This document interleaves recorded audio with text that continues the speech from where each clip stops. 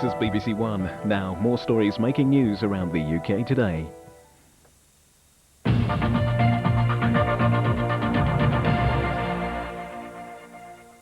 Good evening from UK Today. I'm Donna Larson.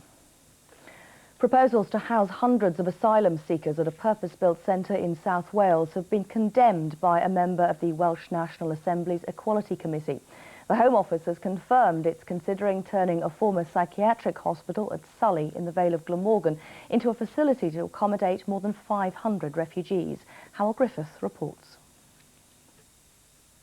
Sully Hospital began life in the 1930s as a TB sanatorium. More recently, it was used as a specialist mental health centre, but the wards were closed down early last year, and since then the site has remained empty. Now the government is considering using it as a potential home for housing asylum seekers as they wait for their applications to be processed. In a statement, the Home Office confirmed that this was one of 8 sites in the UK to have been identified, and the only one in Wales. They say that a full feasibility study will follow, and consultation with the local community and the Assembly would take place before any further decisions are made. But housing asylum seekers is a highly sensitive issue. There was outcry last year when 51 applicants were held at Cardiff Prison. Now fears have been raised over isolating refugees on a large scale. Fears have also been raised by a local councillor over the strain it would put on services in a small and rural area. The Home Office say that if asylum seekers were to be housed here, it would not be a drain on the local community. All health and education services would be provided on site. Howell Griffith, BBC Wales Today, Sully.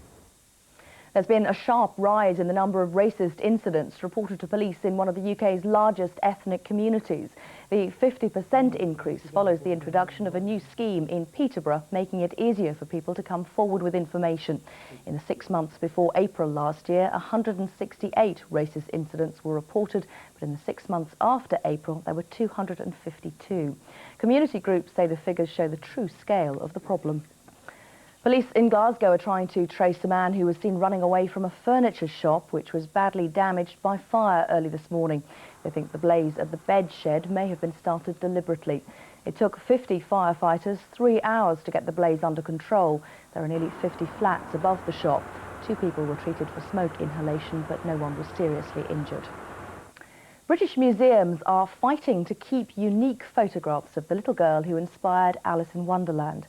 The photographs of Alice Liddell have been bought by a collector who wants to take them abroad, but a ban has been placed on their export to give museums time to raise the money to buy them. Hunted to extinction centuries ago, just about the only place you can see wolves these days is at the zoo, but not everyone sees them as cold-blooded predators. The Anglian Wolf Society is looking for more volunteers to befriend its 2 wolf cubs.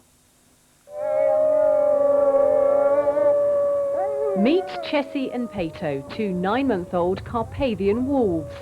They are very gentle, they're very social, and one of the things that we're trying to get across to the public here is that they are not the baby-eating wild creatures that they're made out to be. A group of 17 volunteers care for the wolves at a secret location in Bedfordshire. To come down here and spend my time with these wonderful animals and take them for walks and generally play with them, it's absolutely wonderful. It's a dream come true. They are pretty soft and cuddly, but they are dangerous wild animals. But if you fancy a walk on the wild side, do get in contact with the Anglian Wolf Society. There are only a few dozen wolves in the country, and the Society hopes many more people will want to help them. Amanda Goodman, BBC Look East, Bedfordshire. And that's all from us. This is the very last edition of UK Today. Starting tomorrow, there'll be a new interactive regional service for viewers to digital satellite, which will enable you to choose between one of 5 regional news programmes at 6:30 in the evening. But from all of us here at UK Today, a very good evening. Goodbye.